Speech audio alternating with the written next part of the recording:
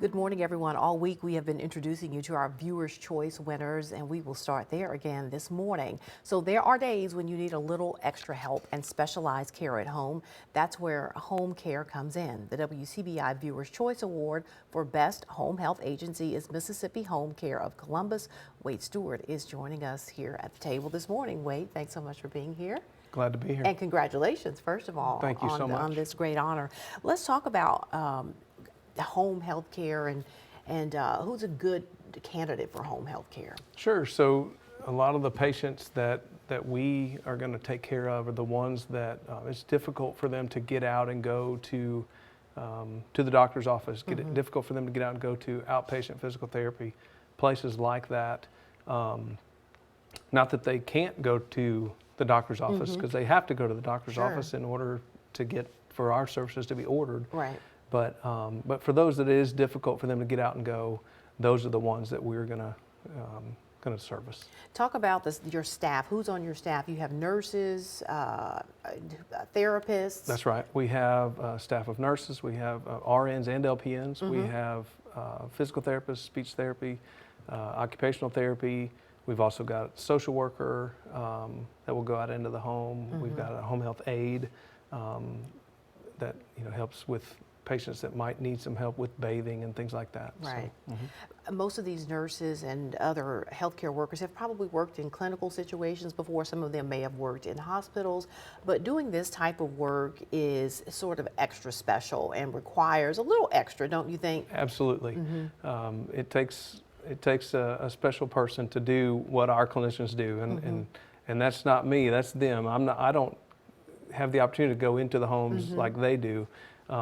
But they encounter a lot of different situations, again, that does require a special individual. I bet they also, though, sort of become, for those patients, kind of a part of the family. They're glad when they show up. They're there to help them feel better, to help them take care of those needs that they can't by themselves. So they kind of become a part of the family. That's right. For a lot of these patients, our clinicians may be the only people that they see on a given week, or the only ones that they get to interact with. And if they don't have a family support system close by. And so yes, absolutely, they do become part of the family. If families out there have individuals that they think home health care would be good for them, what do they need to do? I mean, does insurance cover this? How does it work? So Medicare does cover home health services 100%. A family can't just call our office and say, hey, we'd like to get home health for that's good to know. Our mom. So that has to be referred by a doctor. Correct. Okay. So they would have to go into their doctor's office, or if they've been to the doctor's office, they could call and talk to the doctor or the nurse about possibly getting a referral for home health, and then they would send the order over to us, and we would take it from there. All right. What information will you then need to have? You've gotten the referral from the doctor to get the family started, to get those services going. Right. Yeah, the main thing for us is just having a contact number, a good contact number, and then the correct address. Sure. Because sometimes we'll get a referral from the hospital, say the patient's going home to stay with their daughter for a week or two, and the information that we get is their home address. Yeah. And so we're knocking on the door and nobody's there, nobody's coming to the door. And so as long as we've got good contact information, that's the main thing. All right. Well, again, congratulations to you for winning the Best Home Health Agency. Continue the great work that you're doing. Thank you so much. You too. All right. Coming up, more Viewers' Choice winners. We'll be right back.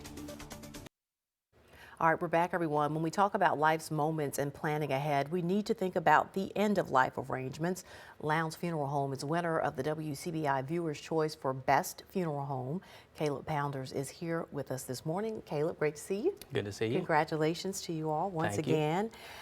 End-of-life conversations are very difficult to have, but in your line of work, you understand how really that is important for a family when inevitably you're going to have to make final arrangements. Sure. This is something that we encounter every day.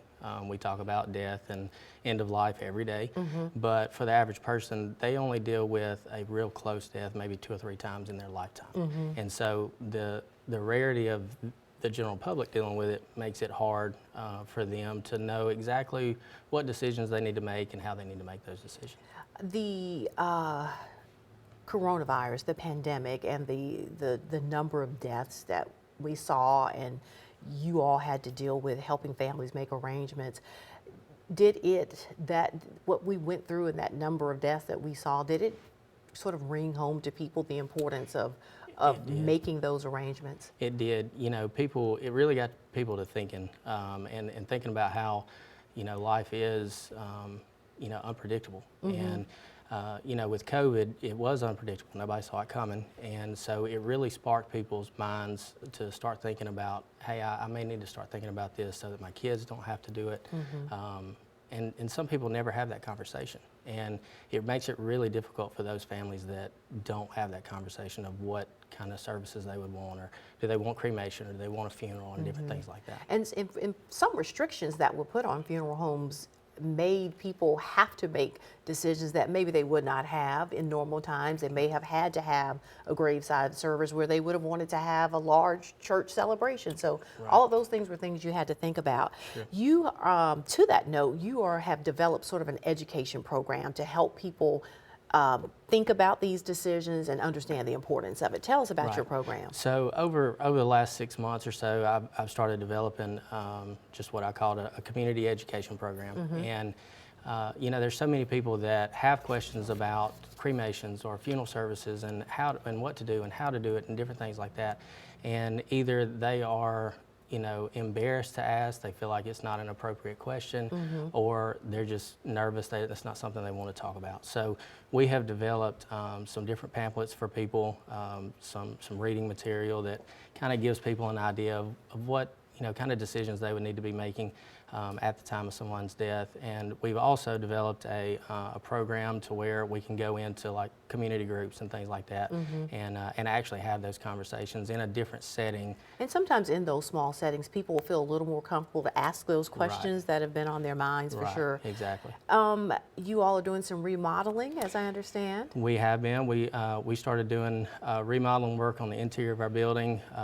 We're doing a complete remodel. We've done flooring and painting and new woodwork and all that, and we've also redone our flower beds and some things outside as well. So that's still an ongoing thing. We kind of have to work on it in between when we have services, so that don't interrupt you know, the family's services. And I will say that welcoming environment, that, you know, the aesthetics that surround having to talk to people at really the lowest moment in their life is important. That just speaks to the way you do business there. Right. And we try to, you know, people get the mindset that funeral homes are doom and gloom and dark, and so we don't want that, you know. So we're freshening everything up, getting a bright appearance, and that way people have that welcoming feeling when they come in. All right, well, I love what you're doing with the community education program. That's fantastic, and again, congratulations to you, so Caleb. much. Great to see you as always. Yes, ma'am. All right, the best place to make big memories. We're talking winners of WCBI Viewer's Choice next. All right, we're back, everyone. Another life moment comes when a couple heads down the aisle. Venues for weddings, reunions, and retreats are very popular, and the winner of the WCBI Viewer's Choice for Best Venue is Bainville Farm.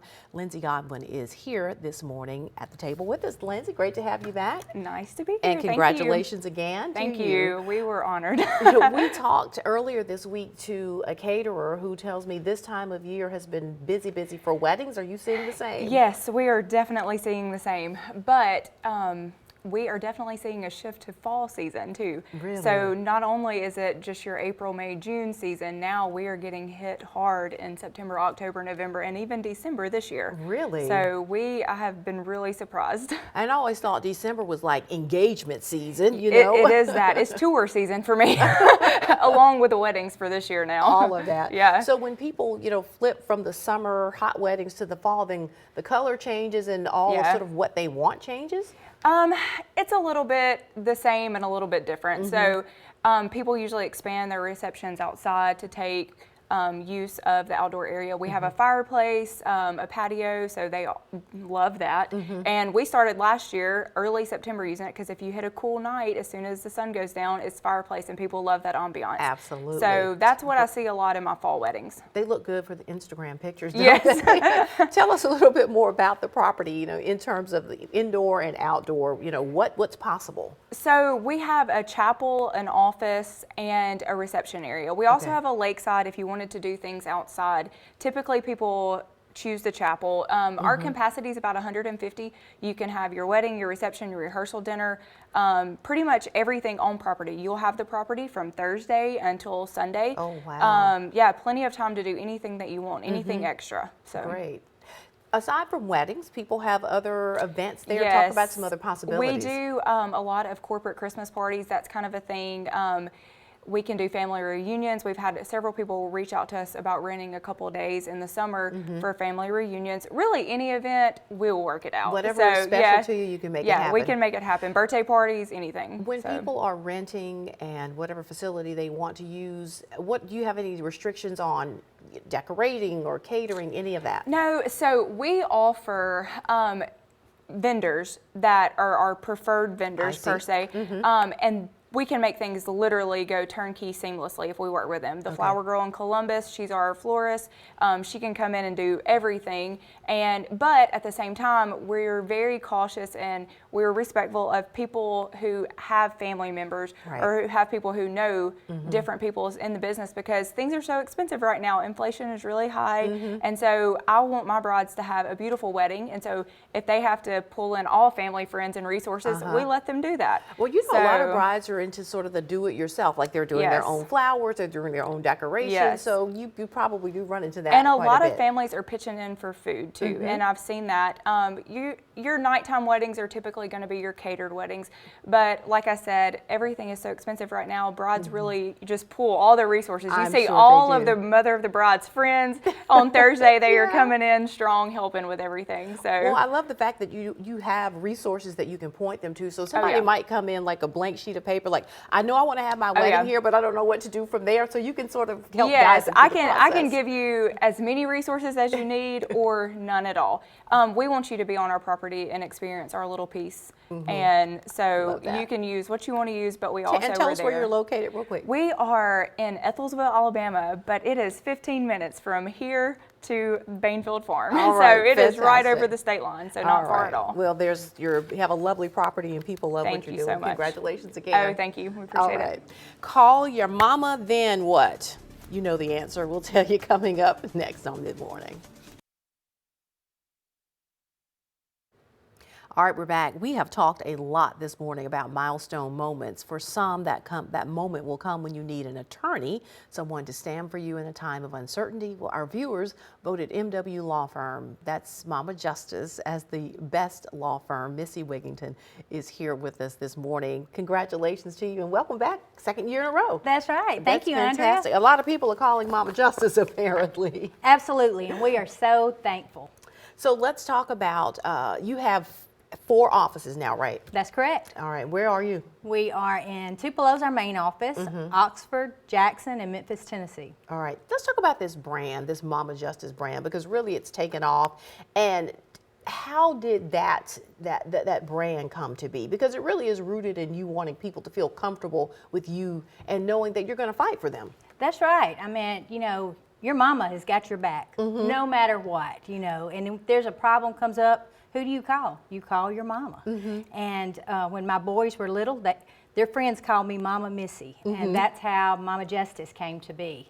And we really didn't realize what an impact it was going to make, but the brand has really allowed us to be there for people because they reach out because of the brand, but I believe they love us because of how we take care of them.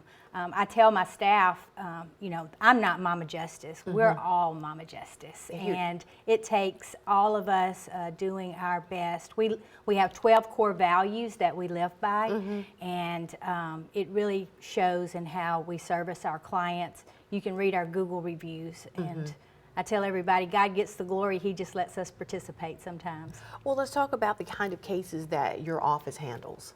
We do car wrecks, a lot of car wrecks, slip and falls, workers' comp case, dog bites, injury type cases. So, you know, if you find yourself in a situation where you've been injured and, you know, any of those scenarios you talk about, at what point do I think I probably need to call an attorney? I mean, sometimes, you know, you get in a car accident, you have a fender bender, it may be something a little worse. You get your insurance involved, and that's the next natural step. But when should I get an attorney involved? You should always get an attorney when you're hurt.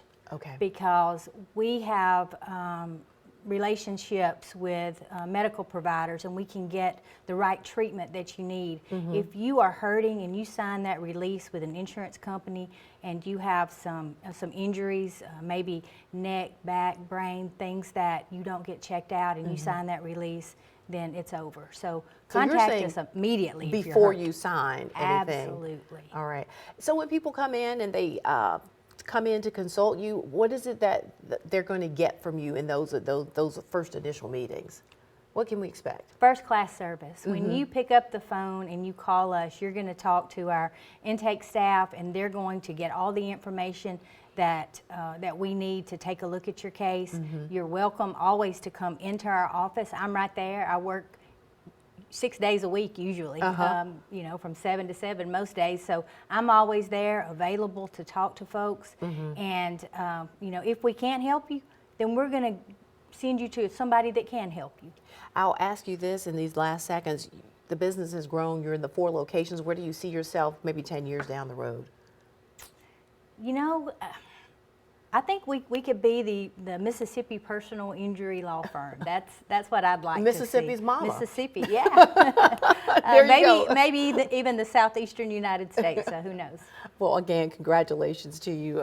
Great to see you again. Thank you, Aundrea. All right. We'll be right back with Viewer's Choice winner for financial planning. All right, interest rates, college funds, retirement accounts, it all sounds like math to us, but our viewers say Scott Ferguson and Financial Concepts can help you. Voted again best financial planner and firm, and Scott is here with us this morning with all the answers. Good morning, I hope so. Scott. Good morning. Congratulations again to you all. Thank you. Very exciting. Let's start with inflation. I mean, everybody is talking about the price of everything from gas to groceries to clothing, and it's not really anything we can control. We just got to live with it, right? That's right. I mean, if 2022 taught us anything, it taught us that things can cost a whole lot more, and they can cost a whole lot more quickly. What does that tell us, though? That tells us the importance of that plan, right? You've got to have a plan. You've got to know what dollars you've got coming in, what expenses you've got going out. So as things rise, you can figure out, do I have a surplus, or am I going to have to trim somewhere to make all this work? So planning has been very, very important, especially given the inflation that we've got. And I think you're right. You know, once we started seeing those prices skyrocket and our paychecks doing nothing different, that's when you start thinking, boy, I may need to do some things differently. So if you're really in the beginning stages of seriously thinking about your finances, where do you start? You got to start somewhere. You got to start where you are. That's what I always tell folks. And most of us don't start off with a bag of money. It would be nice if we did, but most of us don't, right? Well, we got to start where we are, figure out what do we have coming in right now? What do I have in savings? Do I have a retirement plan? Do I have a 401k at work? All those kind of things. And then we need to figure out, well, where do we want to go? Where do we want to go this year, 5 years, 10 years? Where do we want to be at retirement? All those kind of things. And as a planner, I can help you figure out all the answers to those questions and help you get a roadmap to figure out how we're going to get to all those places that we want to go. And part of it, as you mentioned, is knowing where you want to be. I mean, you've got to decide how cushy do you want your life to be, or do you want to just sort of be paycheck to paycheck? And that's going to make a difference with what you start doing now. Oh, absolutely. And you've really got to sit down and think about it. And don't just let it float around up here. I tell folks, write it down. Make it concrete what it is you want to achieve in the short term, medium, long term.